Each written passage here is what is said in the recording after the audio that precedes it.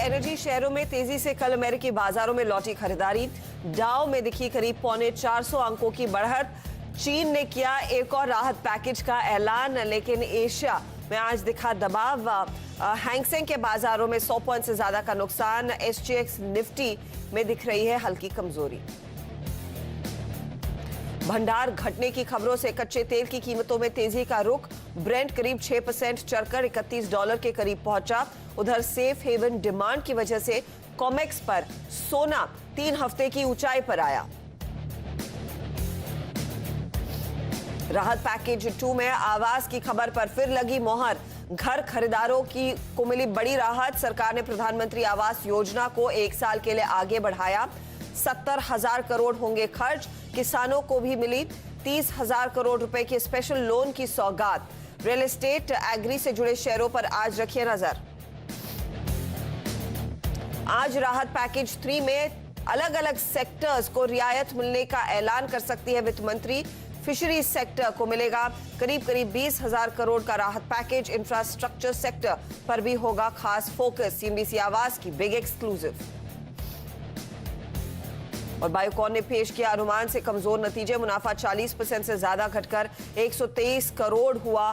Margin में आई 5% की कमी। रेवेन्यू में हल्की बढ़त। आज आएंगे सिप्ला के नतीजे। कंपनी के लिए सुस्त रह सकती है चौथी तिमाही। आय और मार्जिन पर दबाव का अनुमान। एमएनएम फाइनेंस, टाटा केमिकल्स के क्वार्टरली नंबर्स पर भी रहेगी बाजार की नजर। और देश में कोरोना मरीजों की संख्या 80,000 के पार। अब तक 2600 से ज्यादा लोगों की हुई मौत। सिर्फ महाराष्ट्र में 27,500 मामले।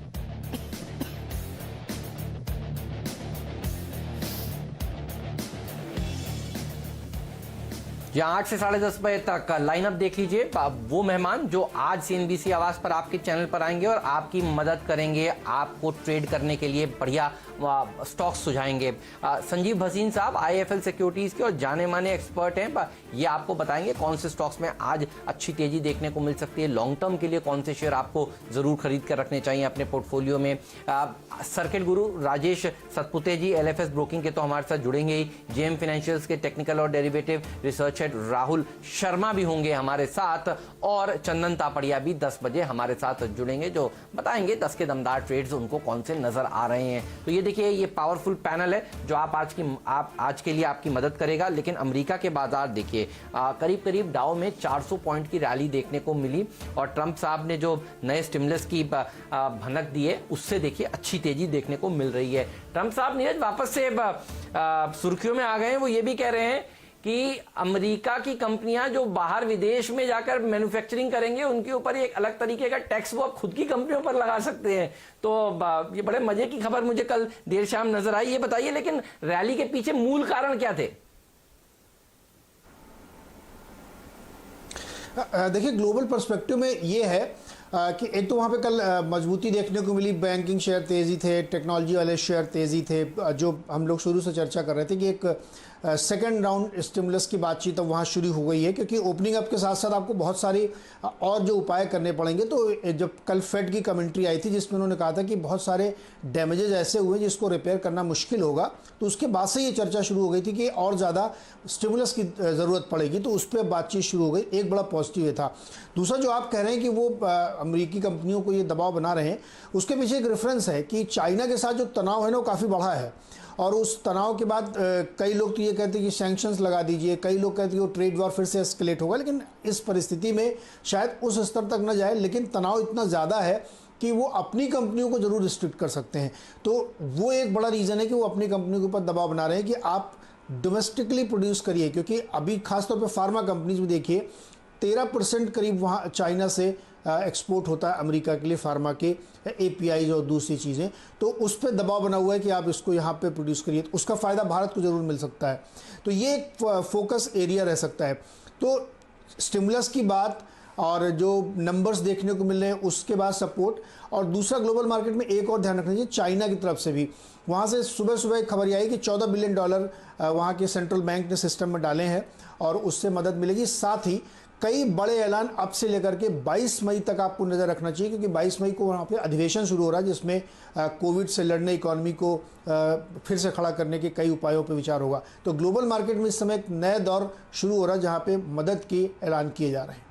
नीरज, फटाफट इंडिया का भी कोविड का एक अपडेट दे दीजिए और साथ ही बताइए कि लॉकडाउन 4 में क्या आपको लग रहा है ज्यादा राहत मिलने के चांसेस है या फिर हॉटस्पॉट वाले इलाकों में और सख्ती बरती जा सकती है? देखिए, कोविड में जो इंडिया की स्थिति है वो बहुत अच्छी नहीं कह सकते आप। नंबर्स लगातार यहाँ पे बढ़ रहे हैं।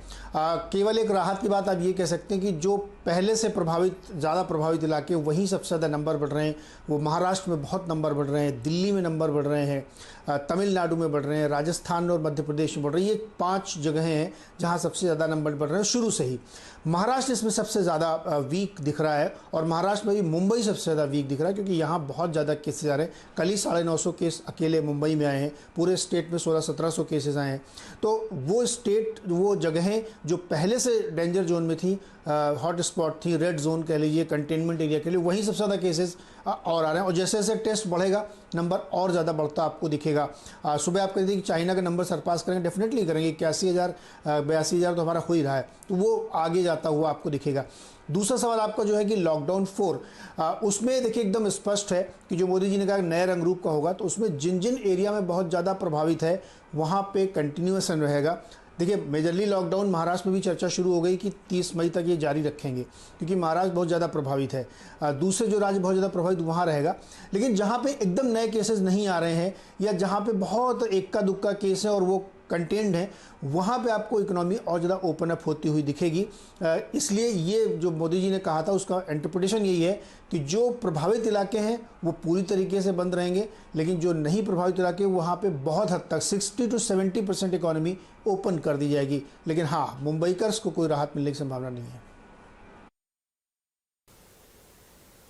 ठीक बात है। लेट्स सी क्या निकल कर आता है। एक बात तो पक्की है, ये सबने मानकर चला है कि ये जो लॉकडाउन है ये बढ़ने वाला है, लेकिन ये किसी को नहीं पता कि क्या कुछ एक्सटेंशंस मिल सकते हैं। अलग अलग व्हाट्सएप मैसेजेस चल रहे हैं नीरज। कोई कह रहा है कि हार्डवेयर सीमेंट की दुकानों को हफ्ते में 2 दिन इजाजत दे दी जाएगी खुलने की। जितने मुंह उतनी बातें। कोई कह रहा है कि अगर कोई एक स्पेशल इस तरह की कैटेगरी की दुकान है उसको खोला जाएगा हफ्ते में 3 दिन। इस तरह के देखिए व्हाट्सएप मैसेजेस खूब घूम रहे हैं, खूब शहर भर में इन सब के ऊपर चर्चा हो रही है। लेकिन क्या निकल कर आए ये तो देखिए आपको वीकेंड के आसपास ही पता चल जाएगा। लेकिन एक बात तो पक्की है, यहां से लॉकडाउन में ढील दी जाएगी और बहुत सारी ढील दी जाएगी। देखिए इस हफ्ते ट्रेनें शुरू हुई हैं, यू नेवर नो, एयरलाइन शुरू हो जाए तो कुछ भी कहना। देखिए अभी जल्दबाजी है, लेकिन पॉजिटिव सोचिए। बहुत सारे लॉकडाउन में दुनिया भर के देशों में छूट दी जा रही है। हर्षदा, मैं तो ये भी देख रहा हूं कुछ देशों में स्कूल भी खोल दिए गए हैं, और ये बहुत बोल्ड स्टेप है।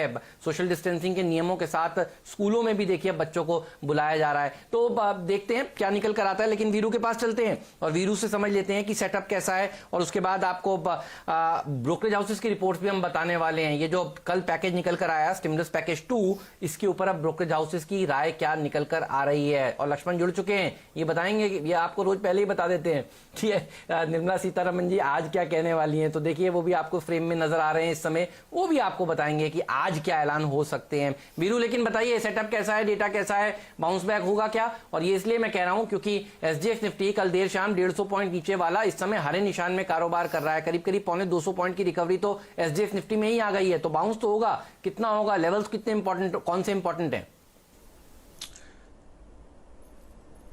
हाँ देखिए हेमंत, मैं एसजीएक्स निफ्टी से ज़्यादा इंपॉर्टेंस अपने स्टैट्स को दे रहा हूं, क्योंकि वहां पे कुछ चीज़ें ऐसी हैं जो कि एक पुल बैक दे सकती हैं। आप देखिए करीब 2152 करोड़ रुपए की एफआईएस की सेलिंग, 802 करोड़ रुपए की नेट बैंक डेरिवेटिव एफआईएस की। ऑल्दो नेट कैश आउटफ्लो था और अच्छी खासी मात्रा में था। लेकिन याद रखिए कल हेमंत एक्सपायरी थी। हमारा टारगेट था नीचे का 9148 9180, वो जोन आ गया। पुल बैक इसलिए नहीं आया क्योंकि मिड सेशन से कॉल राइटर्स नीचे आने लगे थे। जब वो ग्रिप लेने लगे तो नीचे आ गया। तो इसमें कोई राय नहीं थी कि कल जो क्लोजिंग होनी थी वो डे लो के आसपास ही होनी थी। लेकिन अब हम एक क्रिटिकल जंक्चर पे हैं। याद रखिए एफआईएस का आंकड़ा खराब है। इंडेक्स उन्होंने बेचा, थोड़ा शॉर्ट किया, 12,320 कॉन्ट्रैक्ट शॉर्ट हैं। स्टॉक फ्यूचर्स बेचे, वहां भी शॉर्ट है, लॉन्ग को काटा। लेकिन 9,000